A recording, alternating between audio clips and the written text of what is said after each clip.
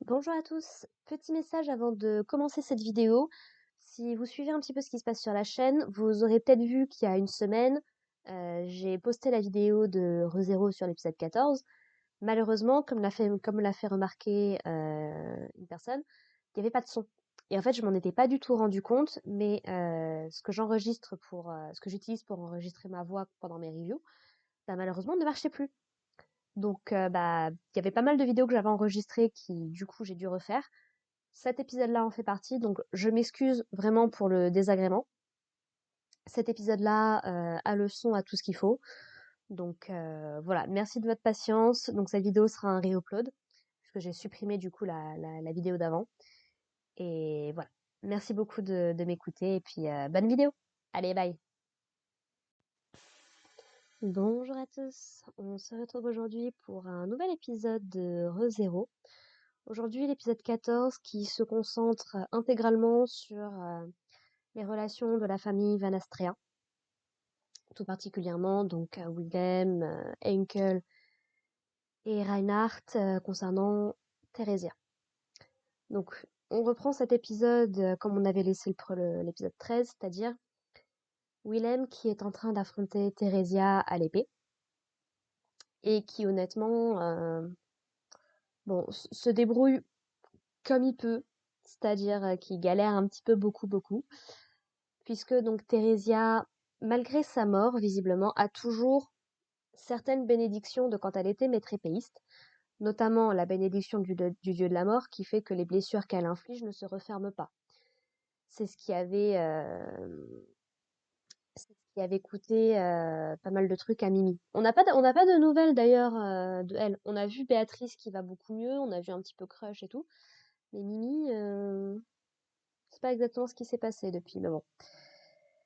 Donc voilà, Willem affronte sa femme sans grosse réussite, et en fait on va avoir Henkel, donc leur fils, qui va débarquer sur le champ de bataille, après s'être fait bien avoir par Reinhardt et par Felt. Et du coup, donc, qui voit son père en train de se battre, il comprend pas tout de suite que c'est sa mère, mais quand il le réalise, il est complètement choqué, il est totalement incapable d'agir. Et c'est son intervention qui va détourner l'attention de Willem pendant quelques secondes, ce qui va permettre à Theresia de l'attaquer, de le blesser à la jambe, le rendant réellement impossible de se déplacer correctement, et donc potentiellement de sauver son fils de l'attaque de Theresia, qui a vraiment pas l'air de réagir énormément à sa présence. Elle est vraiment, ouais, comme si elle était une marionnette. C'est pas vraiment elle qu'on voit là, en fait, concrètement.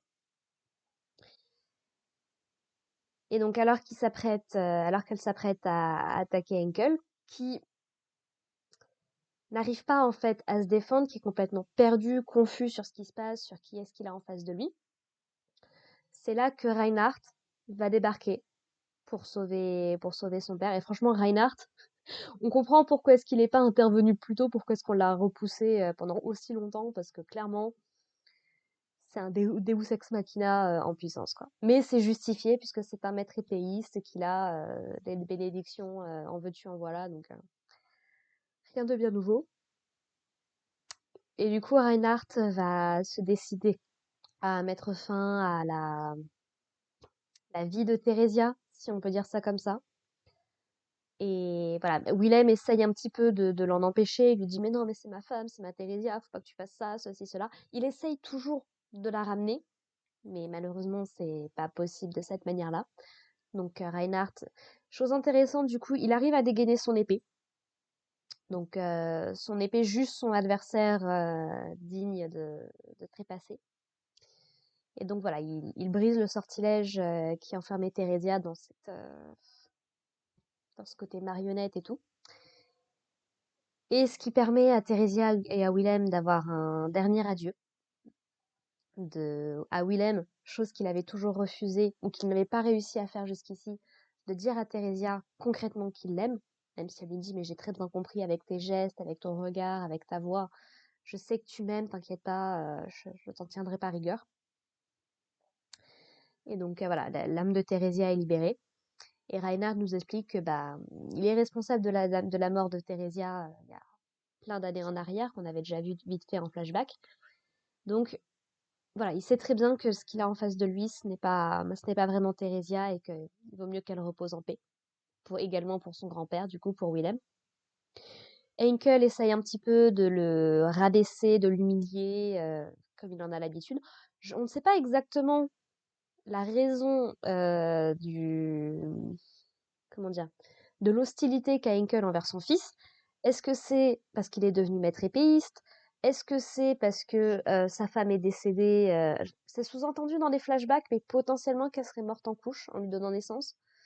On ne sait pas exactement d'où ça vient, mais clairement ils ont besoin d'une petite thérapie de groupe. Et chose que j'ai beaucoup aimé dans cet épisode-là, c'est que Henkel, pour tout ce qu'il a de désagréable, de pas sympathique depuis le début de cette saison, clairement, il est inquiet pour son père, il est inquiet pour Willem, de le voir combattre, de le voir blessé, de tout ce genre de choses. Et comme on sait que c'est Willem qui a bien déchargé sa colère contre Reinhardt à l'époque, ce que Henkel n'hésite pas à lui faire remarquer, maintenant qu'il essaye un petit peu de raviver leur lien, bah, du coup, il essaye de gagner du soutien auprès de son père en lui disant: «Mais on est d'accord que ce qu'il a fait, c'est pas normal et tout». Mais voilà, Willem passe à autre chose.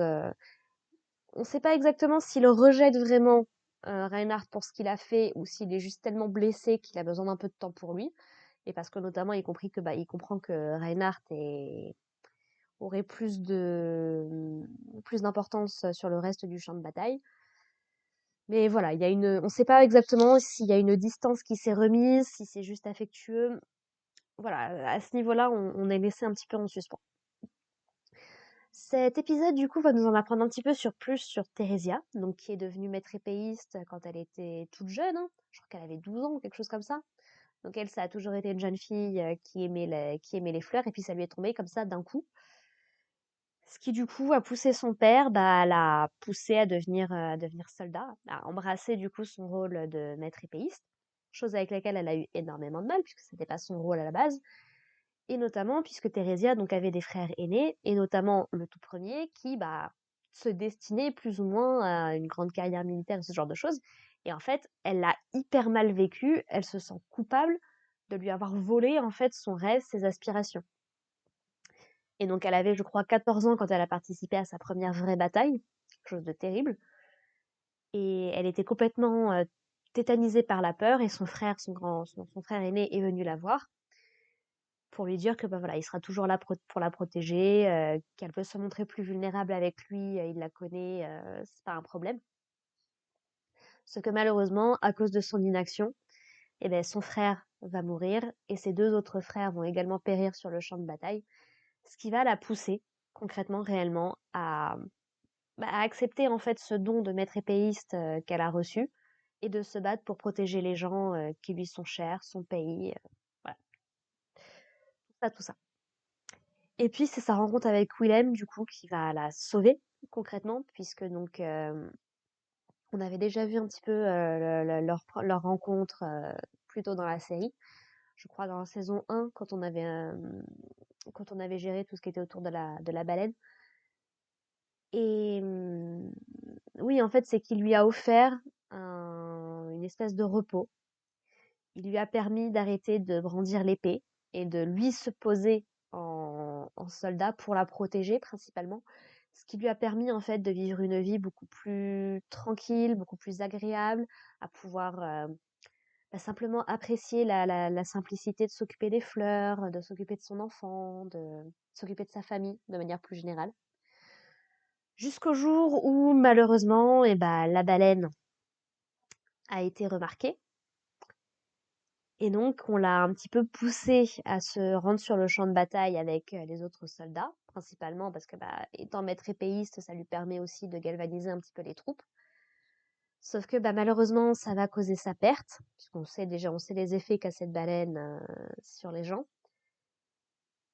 Et surtout que Theresia n'a pas pu, non, j'allais dire, elle n'a pas pu dégainer son épée, mais ça arrive juste un petit peu après. Et en fait, juste avant d'affronter la baleine, sa bénédiction du maître épéiste va disparaître et va être transmise à Reinhardt, qui se retrouve du coup avec le nouveau fardeau qui va avec et qui se coltine encore aujourd'hui, et du coup fait qu'elle n'a pas pu réagir correctement et que toute cette troupe vont se faire décimer. Mais chose très importante, elle n'était pas seule.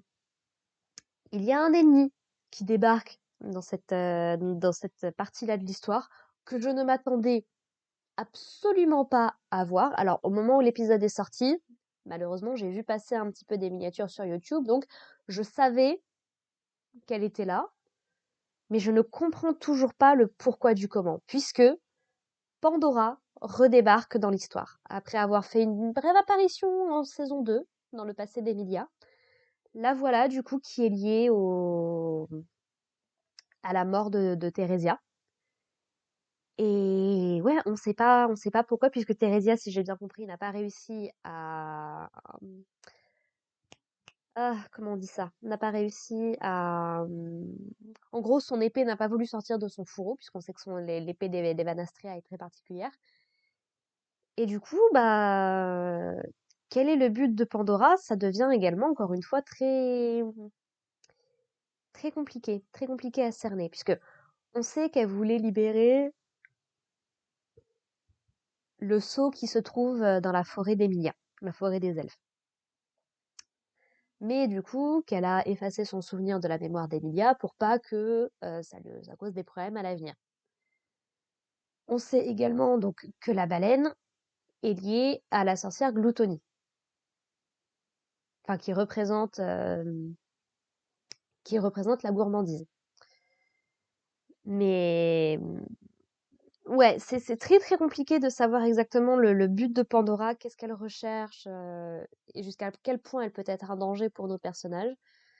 Mais voilà, elle est toujours dans les parages, elle est toujours là, donc reste à voir ce quel va être son rôle réel dans toute cette histoire. Mais on sait en tout cas qu'elle est liée au culte de la sorcière, donc voilà, voilà. Donc franchement, c'était un très bel épisode, alors qu'il se concentre sur une histoire en particulier, mais en même temps, je pense que ça le méritait, que ce soit pour Willem ou pour Theresia.